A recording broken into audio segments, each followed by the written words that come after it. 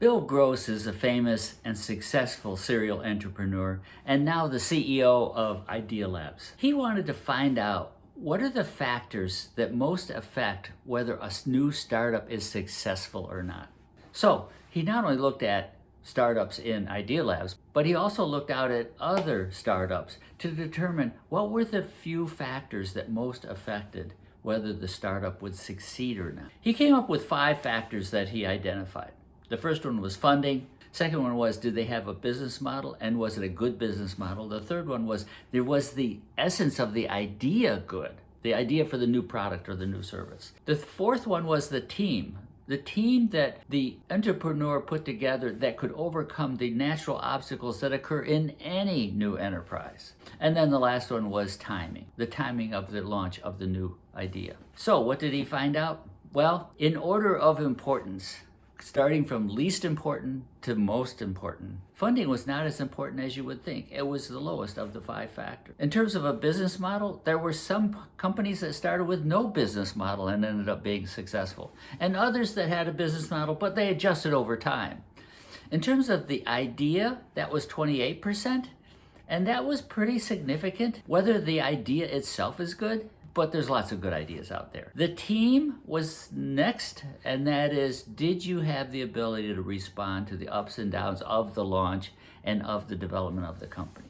But the most important factor by far was timing. Is it the right time for this idea and this startup? So some example, bad timing first. I don't know if you ever heard of Z.com, but it was the first internet company to have streamed videos by consumers, and people could contribute their videos of their cats or of their business or whatever it was. It was too early. Broadband wasn't out there yet. People weren't quite sure of the internet, and do I want to share my videos? Who's going to be watching them? What will they do with them? And Z.com was not successful. A few years later, after broadband had hit that tipping point where it was widely used and people were more familiar with how the internet worked, YouTube came in and took over that whole market. There's also good timing. If you look at Airbnb, the idea of people renting out their extra rooms to people, or people staying in other people's houses, was a little odd when it first came out, but it hit at just the right time, and that is, we were going into a recession, and people with extra rooms were thinking, I could get a little extra money right now.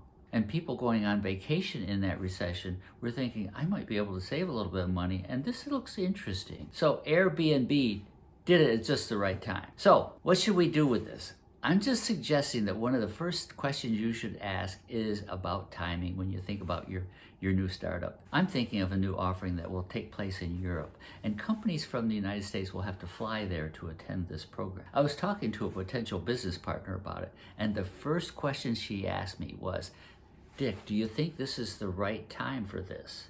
Because it looks like we're going into a recession. There will be high travel costs for companies, and there's the optics of, why in the middle of a recession are you taking executives over to Europe? She asked the right question, and that is the timing right? We've basically decided that we're going to explore the idea, we're going to do our homework, we're going to be ready for a launch, but we're going to hold off on those actions until we're sure the timing is right. I don't want to be Z.com.